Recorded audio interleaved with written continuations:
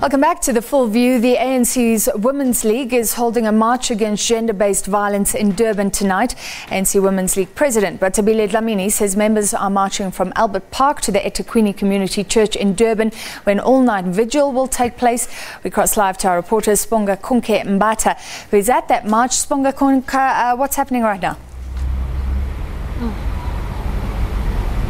A very good evening to you, Francis. Like you have mentioned, we are of course coming to you live from Albert Park, where the march is expected to start and of course make a U-turn or end at Ethekwini Community Church. But it is expected to start in the next 20 minutes. And of course, President of the ANC Women's League, who's also Minister of Women in the Presidency, Bathabile Dlamini, will of course be leading that march. And that march in essence is primarily driven by the many issues that women have faced in the past year and continue to face as we head on to 2019. It's women representation and leadership, it's women's safety. Women and children's safety became quite an issue last year, where we saw women uniting and making sure that their voice is being heard. We saw a lot of activity through demonstration, protests and peaceful marches. And then on the 1st of August, that's where we saw the total shutdown, where thousands of women across the country united, saying that enough is enough. It cannot be that in this country in 2018 women continue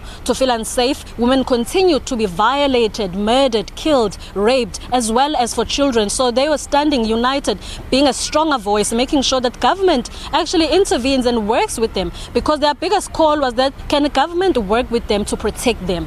They were saying that it has resorted to that point where they are willing to assist government to protect them. So at this point they are continuing with that campaign, they are continuing with that drive, more especially with women representation within the ruling party in terms of the list going to parliament. They are pushing for women leadership. So the minister, we're going to hear a lot from her when they start the march at 6:30, that what are some of the things that have been added as part of their campaign, which they are driving ahead of the ANC's manifesto launch tomorrow morning. Well, the ANC Women's League was criticised in the past, for instance, for taking the side of former President Jacob Zuma against his rape accuser before that trial even began. Would you say they are becoming more forthright in speaking out against gender-based violence, anything gender-related?